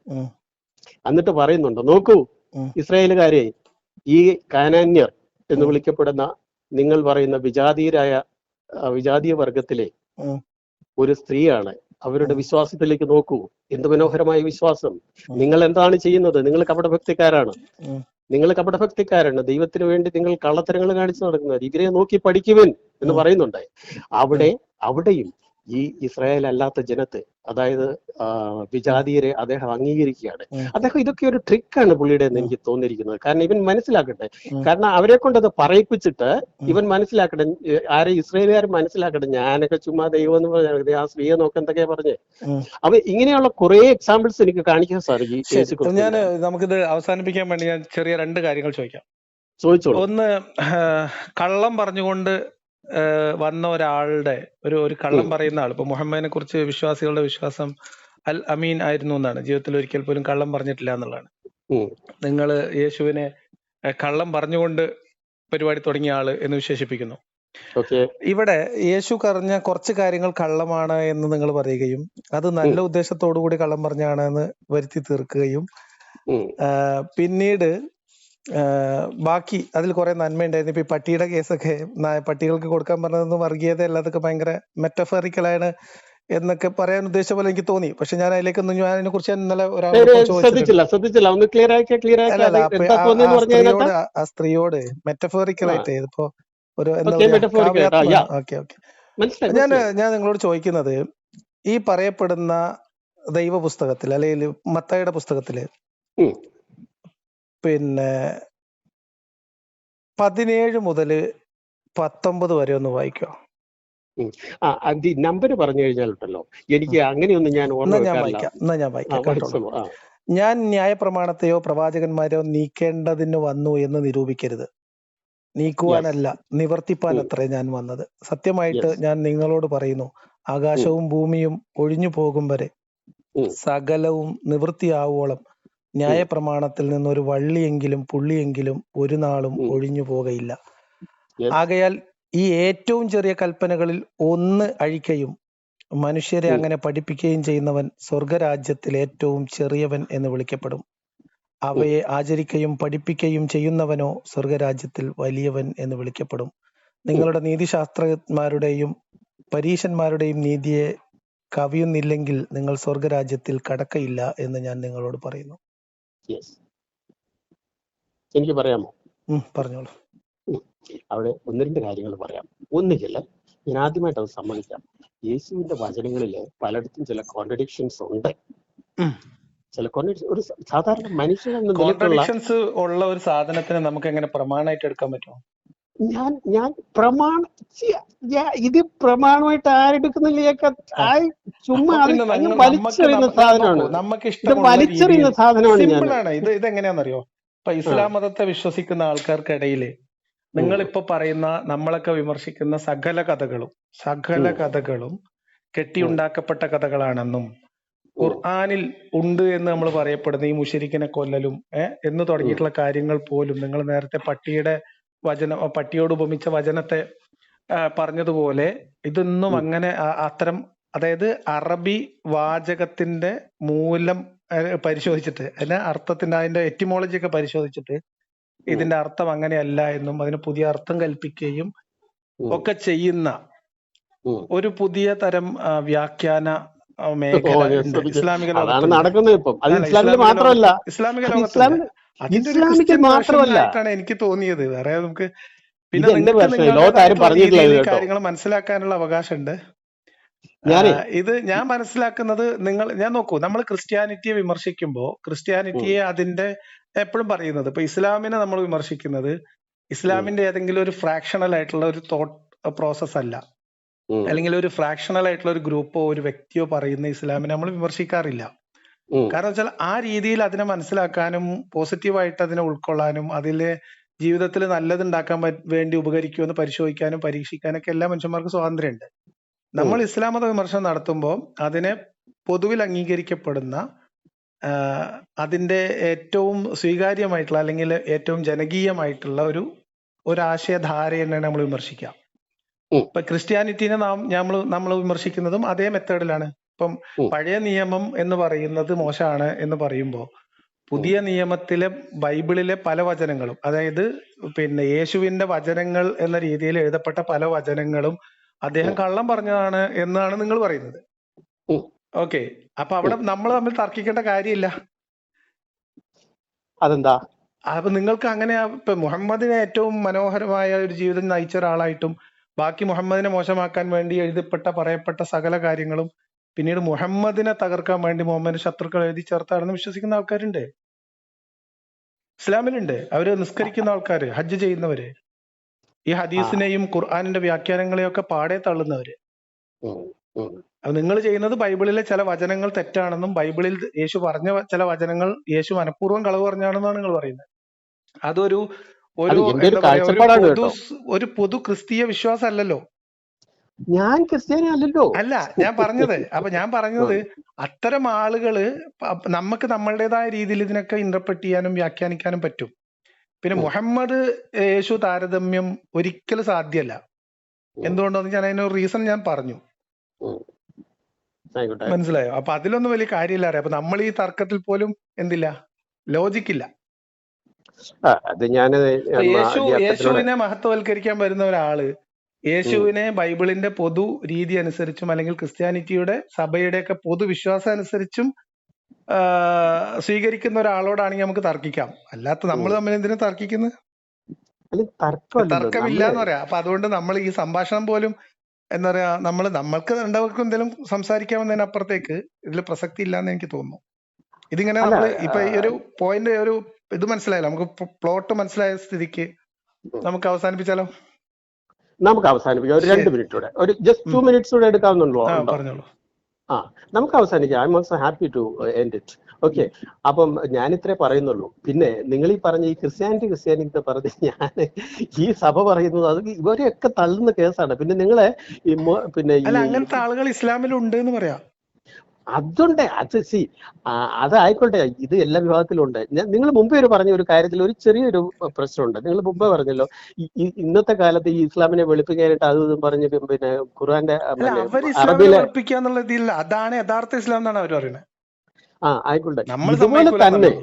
ഇതുപോലെ തന്നെയാണ് ഈ സനാതന ധർമ്മം എന്നും പറഞ്ഞ് ഇപ്പൊ ഈ ഹിന്ദുത്വവാദികൾ ഇറങ്ങിയിരിക്കുന്നത്. ഇത്ര വൃത്തികെട്ട ഒരു കാരണം. ഇവര് തീട്ടത്തിനെ സ്വർണ്ണമാക്കാണ് ഇല്ലാത്ത അർത്ഥം കൊടുത്തിട്ട്. മനസ്സിലായോ? അങ്ങനെ തന്നെയാണ് ഇതിനെ മഹത്വവൽക്കരിക്കുന്നത്. അപ്പൊ അതായത് ഒരു പഴംപുരാണത്തെ മഹത്വവൽക്കരിക്കാൻ ശ്രമിക്കുന്ന എല്ലാവർക്കും പണയുന്ന ഒരു ഗതികേടാണിത്. പക്ഷെ ഞാൻ പറഞ്ഞത് അതല്ല. കാലഘട്ടത്തിൽ എന്താന്ന് വെച്ചാൽ ഇപ്പൊ നോക്കൂ നിങ്ങൾ ഈ യേശുവിനെ മഹത്വവൽക്കരിക്കണമെങ്കിൽ നിങ്ങൾ ആദ്യം ചെയ്യേണ്ടത് യേശു നുണ പറഞ്ഞു സ്ഥാപിക്കണം. തീർച്ചയായും നുണ പറഞ്ഞു. ആ നുണ എന്ന് പറയുന്നത് നമ്മുടെ ജീവിതത്തിൽ എത്ര നുണ നമ്മൾ പറയുന്നുണ്ട്. നമ്മളെങ്ങനെ വിശ്വസിക്കോ? ഒരു മനുഷ്യന്റെ ഉദ്ദേശശുദ്ധി വേണമെങ്കിൽ നിങ്ങൾക്ക് അങ്ങനെ ചോദിക്കാം. ഇപ്പൊ ചോദിച്ചതിന് ഒരു വാലിഡിറ്റി ഉണ്ട്, ഒരു നുണയന്. പക്ഷെ ഈ നുണ എന്ന് പറയുന്നത് ഇതിനൊക്കെ ഒരു എന്താ പറയാ, പറയുന്നല്ലേ ഇത് നുണയാണെന്ന്. നമ്മളുടെ മനസ്സിലുള്ള ഒരു യേശു ക്രിസ്തുവിനെ സ്ഥാപിക്കാൻ വേണ്ടി നമ്മൾ തന്നെ യേശു ക്രിസ്തു നുണ പറഞ്ഞു എന്ന് പറയാണ്. ഞാനൊരു പോസിബിലിറ്റി മാത്രമേ പറയുന്നുള്ളൂ കേട്ടോ. പോസിബിലിറ്റിയാണ് ഞാൻ പറഞ്ഞത്. അത്തരം പോസിബിലിറ്റി പരീക്ഷിക്കാൻ എല്ലാവർക്കും സ്വാതന്ത്ര്യം ഉണ്ട് എന്ന്. അത്തരം പോസിബിലിറ്റി പരീക്ഷിക്കുന്നവർ ഇസ്ലാമിനകത്തുണ്ട്. ഇപ്പൊ ഇസ്ലാം മതത്തെ ഞാൻ പറയുന്നു ഇസ്ലാം മതത്തെ സമ്പൂർണമായിട്ട് വിമർശിക്കുന്ന ഒരാളാണ് ഞാൻ. പക്ഷെ ഇന്നത്തെ കാലത്ത് നമ്മുടെ നാട്ടിലെ ഹിന്ദുത്വ രാഷ്ട്രീയത്തിന്റെ ആൾക്കാര് അല്ലെ ഇപ്പൊ നെതന്യാഹുവിനെയൊക്കെ ഹീറോ ആക്കി വെക്കുന്ന ആൾക്കാരുണ്ട്. ഇത്തരം ആളുകളെ സംബന്ധിച്ച് അവരുടെ മനോനിലയിൽ നിന്ന് ഒരു മുസ്ലിം ചിന്തിച്ചാൽ മുഹമ്മദ് അവരുടെ ഹീറോ തന്നെയാണ്, ഒരു സംശയമല്ല. കാരണം പരിമിതമായ അറിവും പരിമിതമായ എന്താ പറയാ വിഭവങ്ങളും വെച്ച് സ്കാറ്റേർഡ് ആയി കിടന്ന ഒരു വലിയ പ്രദേശത്തെ മനുഷ്യരെ വാളിന്റെയും ഭീഷണിയുടെയും യുദ്ധത്തിന്റെയും ഒക്കെ മുറകൾ ഉപയോഗിച്ചിട്ടാണെങ്കിലും ഒരു സമുദായമായി ഉയർത്തി, ഒരു സമുദായമായി മാറ്റി, ഒരു സാഹോദര്യം എന്നൊരു സാധനത്തിനകത്തേക്ക് കൊണ്ടുവരാൻ അദ്ദേഹത്തിന് കഴിഞ്ഞിട്ടുണ്ട്. ഇന്നിപ്പം ഒരു അറബ് ലോകം എന്ന് നമ്മൾ പറയുന്ന ഇസ്ലാമിക് ലോകം എന്നൊക്കെ നമ്മൾ പറയുമ്പോൾ അതിന്റെ വിത്തിട്ട ആള് മുഹമ്മദ് അല്ലേ? ലിയാഖത്തെ നമുക്ക് നിർത്താം. ജസ്റ്റ് ഒരു ഹാഫ് മിനിറ്റ് നമുക്ക് നിർത്താം. നിങ്ങൾ ഈ പറഞ്ഞതിനോട് ഞാൻ ഇതിനെ തർക്കിക്കാൻ വരുന്നില്ല. കാരണം ഇത് തർക്കിക്കാൻ എനിക്ക് ഒത്തിരി ഉണ്ട്. നിങ്ങൾ ഈ പറഞ്ഞു ഇത് അംഗീകരിക്കുന്നില്ല ലാസ്റ്റ് പോയിന്റ്. പക്ഷെ എനിക്ക് ഒരു ലാസ്റ്റ് പോയിന്റ് ഉള്ളത്, നിങ്ങൾ വളരെ സന്തോഷമുണ്ട്. കാരണം നിങ്ങളെപ്പോലുള്ള ആൾക്കാർ ഈ കാലത്തും ഇങ്ങനെ ഈ മതത്തിന്റെ പേര് മതഭ്രാന്തം പറഞ്ഞു നടക്കുന്ന ടെററിസം ഒക്കെ ഇപ്പോഴും അങ്ങ് പോയിട്ടൊന്നുമില്ല. ഇപ്പോഴും നിങ്ങളുടെ കൈവെട്ടാനൊക്കെ തലവെട്ടാനൊക്കെ ആൾക്കാരൊക്കെ റെഡി ആയിട്ടൊക്കെ നിൽക്കും. അങ്ങനെ എല്ലാവരും അങ്ങ് അത് പോയി എന്ന് പറയില്ല. ഈ കാലത്ത് ഞാൻ പറയുന്നത് ഈ തലവെട്ടും ഇപ്പൊ ഇന്നലെ ഞാൻ UN-ന്റെ ഒരു ഒഫീഷ്യലിന്റെ ഒരു വെളിപ്പെടുത്തൽ വീഡിയോ കണ്ടോണ്ടിരിക്കുകയാണ്, ഒരു ഇന്റർവ്യൂ. ഇപ്പോ ഈ പറയപ്പെടുന്ന യമനിൽ അധികാരം ബഷാർ അൽ അസദിനെ മാറ്റി അവിടെ പുതിയ സർക്കാരിനെ വരാൻ വേണ്ടിയിട്ട് ടെററിസ്റ്റ് ഓർഗനൈസേഷനെ പോലും അമേരിക്ക ഫണ്ട് ചെയ്തിരുന്നു എന്നും അത് അവരുടെ ഒരു പൊളിറ്റിക്കൽ അജണ്ട ആയിരുന്നു എന്നും വെളിപ്പെടുത്തുന്ന ഒരു UN ഉദ്യോഗസ്ഥൻ, ഒരു അമേരിക്കക്കാരൻ. അപ്പൊ ഇതിനൊക്കെ പല മാനങ്ങളുണ്ട് എന്ന് പറയാം. അതേ സമയത്ത് ഈ ടെററിസ്റ്റുകൾക്കും ഉപയോഗിക്കാൻ പറ്റുന്ന ഇഷ്ടംപോലെ വചനങ്ങളും വ്യാഖ്യാനങ്ങളും ഖുറാനിലുണ്ട് താനും. അപ്പൊ ഞാൻ പറഞ്ഞത് ഇതിനൊന്നും ആ രീതിയിലല്ല. ഞാൻ ഇതിനെ എങ്ങനെ എടുക്കുന്ന വെച്ചാൽ ഒരു ആകത്തുകയിൽ മനുഷ്യൻ ഇതുകൊണ്ട് എന്തെങ്കിലും ഉപകാരം ഉണ്ടോ? ആലോചിച്ചും വ്യാഖ്യാനിച്ച് ഉപകാരം ഉണ്ടാക്കാനാണെങ്കിൽ നമുക്ക് ഭരണഘടന വ്യാഖ്യാനിച്ചൂടെ? നമുക്ക് ഒരുപാട് പോയിന്റ്സ് ഉണ്ട്, ഒത്തിരി പോയിന്റ്. അതേപോലെ നമുക്ക് മാനവികത വ്യാഖ്യാനിക്കാൻ ബൈബിളിൽ യേശുവിനെ നുണകൻ എന്ന് വിളിക്കുന്നതിന് പകരം UN-ന്റെ മനുഷ്യാവകാശ പ്രഖ്യാപന രേഖ വ്യാഖ്യാനിക്ക പോലും വേണ്ട, നമുക്ക് അംഗീകരിച്ച് അത് എടുത്താൽ പോരെ. അപ്പൊ ബൈബിളും തള്ളാം, ഖുറാനും തള്ളാം, ഗീതയും തള്ളാം, എല്ലാം തള്ളാം. പിന്നെ നമ്മൾ എന്തിനാണ് ഈ പഴയ ഗ്രന്ഥത്തിലെ പഴയ കഥാപാത്രങ്ങളുടെ പുറകെ നടക്കുന്നത്? ഞാനിതിപ്പോ എന്റെ ഫ്രണ്ട്സിനോട് പോലും പറയുന്നുണ്ട്, നമ്മൾ ഈ ശിവനെയും പാർവതിയെയും വേണ്ട, ഒന്നും ആവശ്യമില്ല. ഞാൻ എന്റെ പോയിന്റ് അതാണ്. ഞാൻ എപ്പോഴും ഇവിടെ എന്റെ ഡിബേറ്റ്സിലൊക്കെ എന്റെ ഫ്രണ്ട്സിനോടൊക്കെ ഞാൻ പറയണ്ട, എന്തിനാ പുറമോട്ട് പോകുന്നത്? അവന് രാമനോ ശ്രീകൃഷ്ണനോ ഒക്കെ അന്ന് എന്തെങ്കിലുമൊക്കെ ഫേസ്ബുക്കിലും വാട്സപ്പിലും ഒക്കെ പ്രൊഫൈലില് നമ്മുടെ ഒരു ഇതായിട്ട് എഴുതി വെച്ചിരിക്കുന്നത് മനുഷ്യനായി ജീവിക്കാൻ നൂറ്റാണ്ടുകൾ പഴകിയ കിതാബിലേക്ക് തിരിഞ്ഞു നടക്കേണ്ടതില്ല എന്നാണ്. ഇത് തന്നെ ഞാനും എന്റെ ഫ്രണ്ട്സിനോട് പറയാറുണ്ട്. പുറകിലേക്ക് പോകാതെ എത്തിയതിന്റെ സന്തോഷത്തിൽ നമുക്ക് നിർത്തിയാലോ? എനിക്ക് നിങ്ങളെ ഒന്ന് അപ്രീഷിയേറ്റ് ചെയ്യണമെന്നുണ്ട്. കാരണം അതും കൂടെ കഴിഞ്ഞിട്ട് നിങ്ങൾ നിർത്തിക്കോളൂ. ഞാൻ എന്റെ ഫ്രണ്ട്സിനോട് പറയുന്നത് ഇതേ പോയിന്റ് ആണ്. Do not go back. All dirty things or good things, live it. We have to live in the present. And മാനവികത എന്ന് പറയുന്ന സാധനം മാത്രമേ ഉള്ളൂ ഇവിടെ. വേറെ യാതൊരു ഫിലോസഫിയും വേറെ യാതൊരു ഈസവും ഒന്നും കൊണ്ടുവരരുത്. മാനവികത അതിനെ എങ്ങനെ ഡിഫൈൻ ചെയ്യാം, എങ്ങനെ സമൂഹത്തിന് സമാധാനത്തോടുകൂടി ജീവിക്കാൻ മാനവികത എന്ത് ടൂളും ഉപയോഗിക്കാം. അതാണ് എന്ത് ടൂളും നീ ഉപയോഗിച്ച് അതിനെ ഡിഫൈൻ. അതാണ് എന്റെ നിലപാട്. അതുകൊണ്ടാണ് ഞാൻ ഇസ്ലാമിനെ മാനവികമായി വ്യാഖ്യാനിക്കുന്നവര്, ക്രിസ്ത്യാനിറ്റിനെ മാനവികമായി വ്യാഖ്യാനിക്കുന്നവര്, ഇന്ത്യൻ ഫിലോസഫികളെ മാനവികതയായിട്ട് കൊണ്ടുനടക്കാൻ ശ്രമിക്കുന്നവര്, ഇവരോടൊന്നും നമുക്ക് കലഹമില്ലാത്ത എന്തുകൊണ്ടാന്ന് വെച്ചാൽ ഇവരുടെയൊക്കെ ഉദ്ദേശം, ഇന്റൻഷൻ, നിങ്ങളുടെ ഇന്റൻഷൻ എല്ലാ മനുഷ്യരെയും ഒരു സമഭാവനയോടുകൂടി കാണാൻ പറ്റുന്ന ഒരു നിലപാടാണ് യഥാർത്ഥത്തിൽ ഉള്ളതെങ്കിൽ അത്തരം ആളുകളോട് നമ്മൾ കലഹിക്കേണ്ട കാര്യമില്ല. ഇത് വിഭാഗീയതയ്ക്കും തർക്കിക്കാനും മനുഷ്യർ തമ്മിൽ ശത്രുതയ്ക്കും വേണ്ടിയിട്ട് ഉപയോഗിക്കുന്നവരെ നമ്മൾ കണിശമായിട്ട് വിമർശിക്കുകയും ചെയ്യണം. അതാണ് എന്റെ അത് വിമർശിക്കുന്ന അവരെ നന്നാക്കാനല്ല, ആ കെണിയിൽ പെട്ടുപോകാതിരിക്കാൻ പുതിയ തലമുറയെ ഞാൻ മുമ്പേ പറഞ്ഞ പോലെ ഈ ടെററിസം ഒന്നും ഇപ്പോഴും പോയിട്ടില്ല. കൈവിട്ടും കാലുവിട്ടും ഇപ്പോഴും നടക്കാം. അത് ഉണ്ടായിട്ടും നിങ്ങൾ സധൈര്യം ഇതൊന്നും വകവെക്കാതെ മുന്നോട്ട് പോകുന്നതിൽ നിങ്ങളുടെ ഈ ആത്മാർത്ഥതയെ ഞാൻ വളരെയധികം ബഹുമാനിക്കുകയും ആദരിക്കുകയും ചെയ്യും. സംസാരിച്ചതിന് കുറെ നേരം സംസാരിച്ചു. ഞാനൊരു യാത്രക്ക് ഇറങ്ങാൻ വേണ്ടി ഇരിക്കായിരുന്നു. അപ്പൊ ഇത് എപ്പോ വരും? ഈ വീഡിയോ എപ്പോ വരും? ഇത് നമുക്ക് വേണമെങ്കിൽ ഒരു 1 hour വരുത്താം. വന്നോട്ടെ, ഞാനത് ഷെയർ ചെയ്യാം. ഒന്ന് ഇതിലൊന്ന് വാട്സാപ്പിലൊരു നിങ്ങൾക്ക് ഞാൻ വാട്സാപ്പ് അയച്ചിട്ടുണ്ടല്ലോ. ഉണ്ടല്ലേ? ഞാൻ നോക്കിയേക്കാം. അതിൽ എപ്പോഴാ വരുന്നിട്ടാ ഞാൻ കണ്ടോളാം. ഞാൻ ഇട്ടേക്കാം. ഓക്കെ, ശരി, സമാധാനം. Thank you.